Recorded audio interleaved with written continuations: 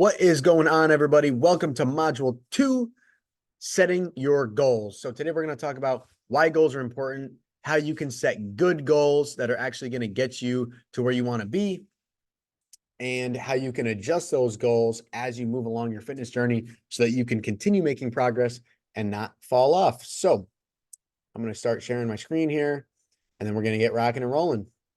Okay, so again, we're going to talk about the importance of goal setting. Guys, I can't stress enough how important this actually is.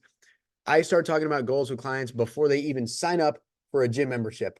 So when they come in for a no sweat intro, we talk about goals, we refine the goals. When you guys sign up, or when clients sign up in person, first thing we're doing is we're setting long-term goals. We're breaking it down into shorter, attainable goals, making them timely, and then breaking them down into even weekly goals so that I know and my clients know exactly what to do. So clear goals provide direction and motivation. Guys, remember, think of this like leaving your house and having no idea where you're going. You're just leaving your house for no specific reason. You have no idea where you're going. That's like trying to do something like lose weight or eat better or whatever, and not creating the goal. You have no idea what you're actually trying to do. Are you trying to increase functionality? Are you trying to lose weight? Are you trying to build muscle? And then when you figure that out, now we can go into the actual actionable steps you need to take to do that. So don't leave your house without knowing where you're going, why you're going there, and how you're going to get there, essentially. So we're going to talk about SMART goals. SMART goals are goals that are specific, that are measurable, that are attainable, that are relevant, and that are timely. So again, like I just talked about, why are you going where are you going? Why are you going there? And how are you going to get there? So some examples of bad goals that I get all the time is, I sit down with Susie, for example, I go, Susie, what do you want to do here? What can I help you with? And what do you want to achieve? Well, I want to lose weight and I want to feel good and I want to lose my belly right here. And I go, well, all right, Susie, those are great goals, but how can we, how are we going to measure that? So lose weight in 4 weeks. Well, it's good because there's a time frame on there, but how much weight are you going to lose? How can you say I definitively did or did not achieve this goal? Right? We need an actual number amount and in the time frame. Okay. Reduce pant size by 6 inches. Well, again, that's specific because you know how many inches you want to reduce off your pant size, but when do you want to do it by? You want to do it by next year? Do you want to do it by next week? It's got to be more specific so that you know what you're doing. And, so you can set a realistic time frame for these things. That's going to keep you motivated. So realistic SMART goal examples. These are usually what I like to set as a base ground rule with my clients is losing 1 to 2 pounds a week. We use an in-body machine so we can see what those pounds are composed of. So we talk about 1 to 2 pounds of fat per week. When you use an in-body machine, or a DEXA scan, if you have access to any of those, you can see actual pounds of fat loss and make sure you're not losing muscle as well.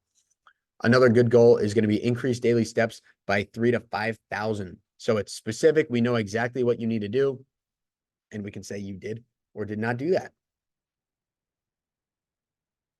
All right. So I'm going to put in the description below a link access to this form so you guys can do this with me.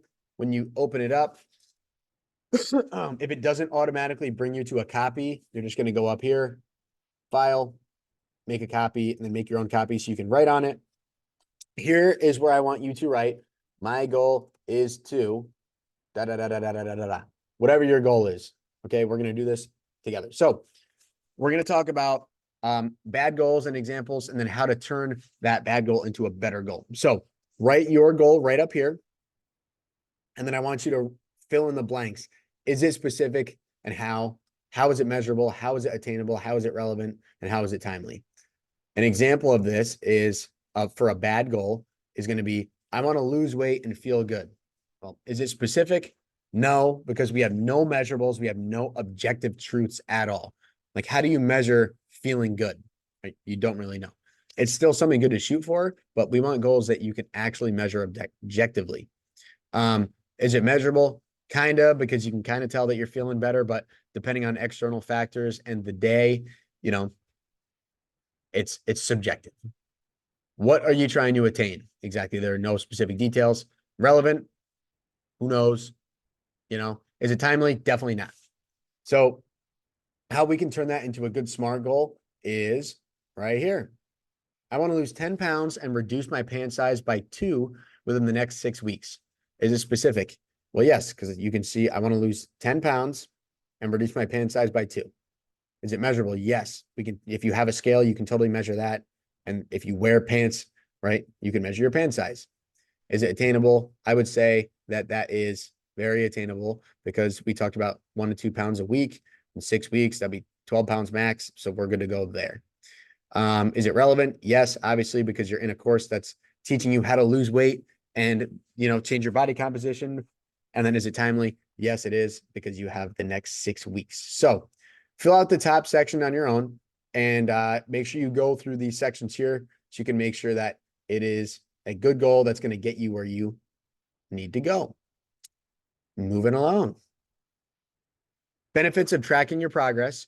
So tracking progress helps you stay motivated and make adjustments as needed. So with all of my clients that I run through in-person training programs with, again, like I said before, we have all of their goals lined out. So we have the long-term goals, which could be up to a year, which might be lose 60 pounds in a year. It might be, you know, run a half marathon. It might be, you know, whatever it is. Long-term goals, we break that down into monthly goals. And every one of my clients actually does an in-body scan with me every single week. When we do the in-body scan, we talk about their progress. So if Susie's goal was to lose 2 pounds a week and she's getting her in-body scans done or doing her weight measurements like you guys are going to be doing, and she's not losing 2 pounds a week, well, we can adjust the program and we know that we need to make adjustments. And then we can dive deeper because she's also going to be using this sheet right here, tracking her food and water, and we can look into what needs to be changed and how we can change it. But again, if you don't have those measurables, we have no idea what's not working. The biggest thing I get is not tracking the food. People say, I think I need a different meal plan. And I ask them, like, well, how are you following the meal plan to a T? And they say, well, I think so, but I'm not really sure. Okay, are you tracking your food? No. So what you find is when you don't track your food, the little slips tend to slip in there a little bit more. So I just had a little Kit Kat on the way home because I was hungry. I couldn't get anywhere. Well, I just had, you know, 1 soda this day.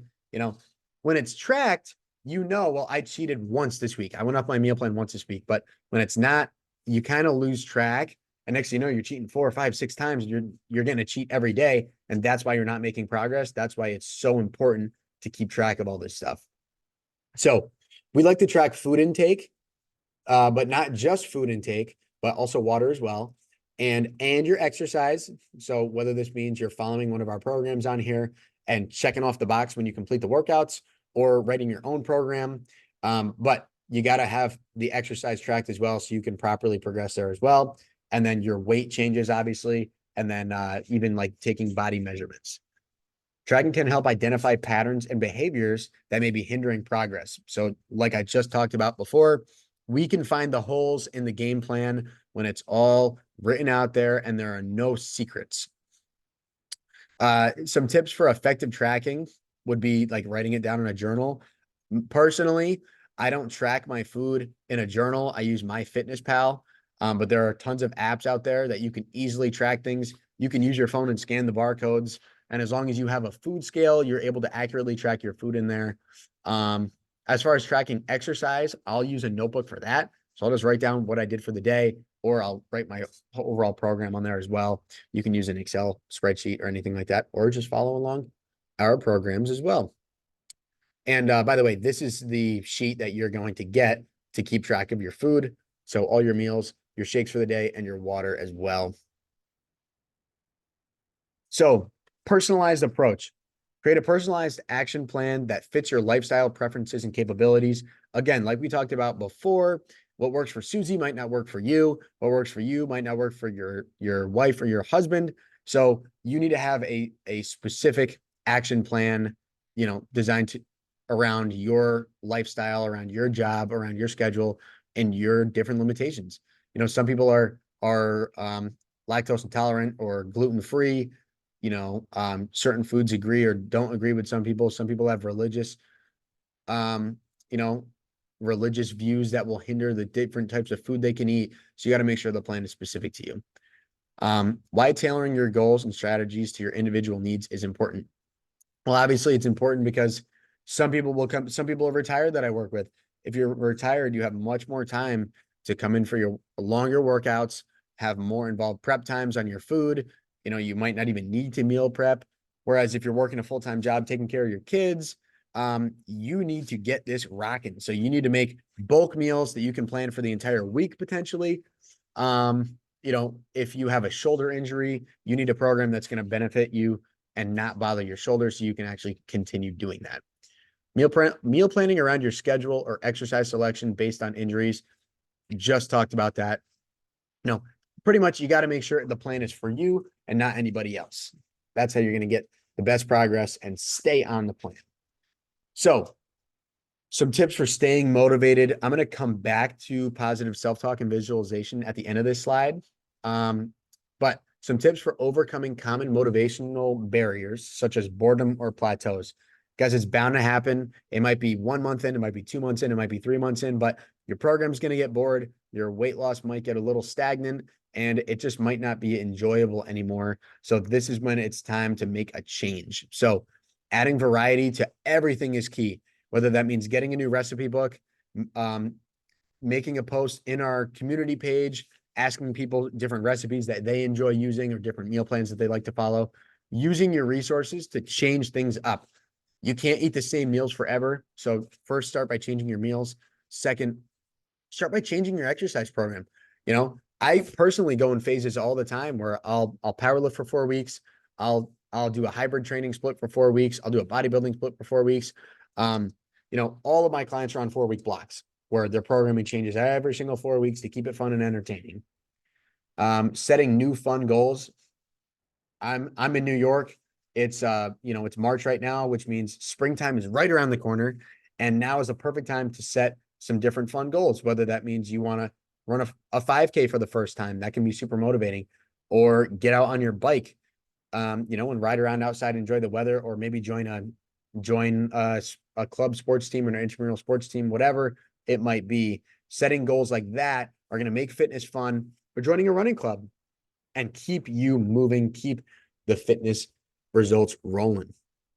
Getting creative in the kitchen, like I just talked about, that could be using some of the recipes that we post here, or I mean, everyone has Instagram or TikTok now. There are tons of recipes on there. You just got to be careful, make sure they're actually healthy.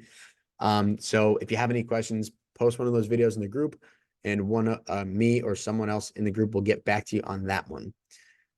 If you are not a part of the in-person community that we have here, and you're just part of online, finding a workout buddy is the best thing you can do. They can do this program right with you and keep you, you know, keep you accountable, right? When you don't feel like doing it, they're going to force you to go. When they don't feel like doing it, you're going to help them get in there. Practice patience and perseverance. That's a super good thing to remind yourself of. Remember, you're in this for the long haul, and this is a marathon, not a sprint. And then lastly here, it's going to be reward yourself. I had a client weigh in this morning, actually, and she's used to making 5 to 10 pound weight loss jumps every single 6-week block. But she came in today, she only lost 3. And she was kind of devastated by it. But I just reminded her, like, look how far you've come. She's already lost actually 40 pounds since she's been coming here. So look at how far you've come.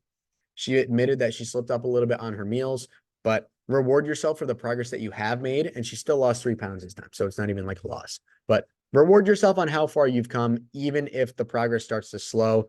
And remember, reward yourself on things that aren't just losing weight. Reward yourself on the effort that you're putting in, right? The effort to make your meals, to set your goals, to write down your non-negotiables. You know, all of that is making you a better person and progressing you forward. So remind yourself of that. Kind of piggybacking on that, setting non-scale related goals. Do your clothes fit you better? Do you like how you look better? Do you feel more comfortable in your own skin? We could talk about improving strength, improving flexibility and balance. And the biggest thing I get is I was playing with my grandkids and I wasn't sucking wind. I felt like I could continue playing with them and all day, you know, or I went on a hike with my friends and I didn't feel like I was holding them back. Those are awesome, awesome, awesome accomplishments that are not measured on a scale, or with your eyes, that you should definitely pat yourself on the back for. So, circling back to the first piece here is the power of positive self-talk and visualization in maintaining motivation. So here's a little journaling activity that I want you guys to do right now. So just pause the video here and pull out a notebook. This is one of those ones where it's got to be pen and paper. You can't type this on your computer. You can't text it on your phone and your notes or anything. This one's got to be pen and paper. So this is what I like to do, usually on a weekly basis, but some people like to do it every day. It's up to you. Just to get my mind right, make sure I'm on the right path, and make sure those destructive thoughts don't start creeping in. So it's just a little journaling activity. I want you to write 3 things that you love about yourself. So think really hard about that. Be brutally honest, but 3 things that you love about yourself. It can be anything. It doesn't have to be related to fitness at all. 3 things that you're grateful for. And lastly, 3 goals for the day. And your goals can be anything that's going to get the ball rolling. So one goal could be get up when my alarm goes off and make my bed. Okay, boom. Check that off the list. You're already building momentum for the day. Number 2, eat a healthy breakfast and clean up afterwards. Boom, check that off the list. You're rocking and rolling. Number 3 is going to be workout immediately after my work day. And then, check that off the list when you're done. If you do these things, you're going to get to work when most people are moaning and groaning, and you're going to be feeling super accomplished, and you'll probably be more productive at work as well. So again, on pen and paper. Last slide here is celebrating milestones. Guys, you got to celebrate all the hard work you're doing. Most people get sucked into the process and don't even appreciate the work that they've already put in and the results that they've seen already. So celebrating milestones can not only boost your confidence, but it can reinforce positive behaviors as well. And this can be anything like getting up and making your bed in the morning, checking that off the list. That's celebrating a milestone, right? Creating non-food related rewards, such as buying new workout gear or treating yourself to a spa day. Guys, this is the best thing you can do. You're already working out hard. Treat yourself to a massage, treat yourself to a spa day, treat yourself to a dinner out with your partner. These are all great. You don't have to cheat like crazy on your food. These are all great things that you can do to make it fun and to show appreciation for yourself for what you've been doing. Celebrate every achievement, no matter how small, to maintain motivation. Like I was talking about before, whenever you can check something off the list, you're creating small wins in your mind and you're building momentum. That's the biggest thing that most people fight with on these transformation journeys, is staying in momentum. And when they do get kicked back a notch, how to rebuild positive momentum so that you can keep pushing forward and keep seeing progress on your fitness journey. All right, I'm going to stop sharing my screen here. All right, guys, I hope that helps you setting goals. If you have any questions about this, write in the community or message me directly, and we're full steam ahead to module number 3. See you there.